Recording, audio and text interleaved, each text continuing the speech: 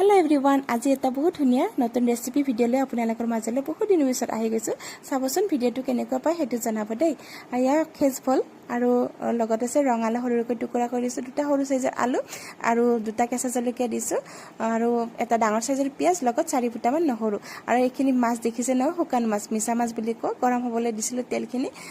অকমান পাঁচফোৰণ ফুটাই দিছো লগত পিয়াজখিনি ভাজি লৈছো অকমান নিমখ দি কিনে তাৰ পিছত মাছখিনি দি কিনে অকমান হালধিৰে হৈতে ভাজি লৈ ধুনিয়াকৈ মাছখিনি ভজাৰ পিছত এটা ধুনিয়া গোন্ধ ওলাই নহয় তেতিয়া দিছো কাটি লোৱা সবজিখিনিও লগত ঢালি তাৰ পিছত অকমান সময় মই ধুনিয়াকৈ লৰাই থাকিম ঢাকনিখন নিদিয়াকৈ লৰাই থাকিব লাগিব কিয়নো তলাত লাগি যাব পাৰে আৰু এনেকৈ লৰাই থাকিলে যিখিনি ফল আৰু ৰঙালাও একেবাৰে নৰম নহয় না সেইখিনি সোনকালে মানে পমি যায় আৰু লগত লৈছো ইয়া ৰঙা চাহ কৰি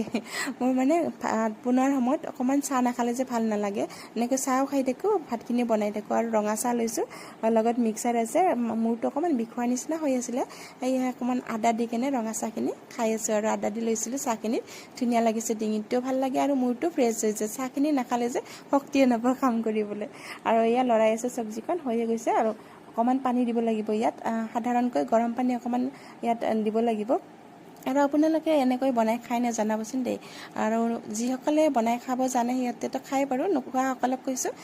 এনেকৈ এবাৰ বনাই খাবচোন খুব বেছি ভাল লাগে বনাই খালে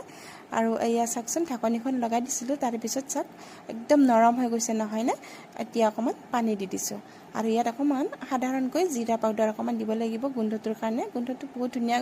ওলাই জিৰা পাউডাৰখিনি দিলে বেলেগ মছলা একেবাৰে নিদিব ভাল নালাগে তাৰ পিছত 5 মিনিট পিছতে চাকচোন খাবলৈ ইমান ধুনিয়া হৈছে পানীখিনি শুকাই গল নহয় না ইয়া ভাজি হৈ গল ৰঙালাওখিনি যে একেবাৰে চিন নোহোৱা হৈ গৈছে দেখিছে না ফলখিনিও ইমান ধুনিয়া লাগে নহয় এনেকৈ খাই চাব এবাৰ আৰু আপুনি ক'ব তাৰ পিছত ইমানে বেছি ভাল লাগে খাবলৈ একেবাৰে কম সময়ৰ ভিতৰতে হৈ যায় এখন ভাজি বাই বাই কেনেকুৱা পালে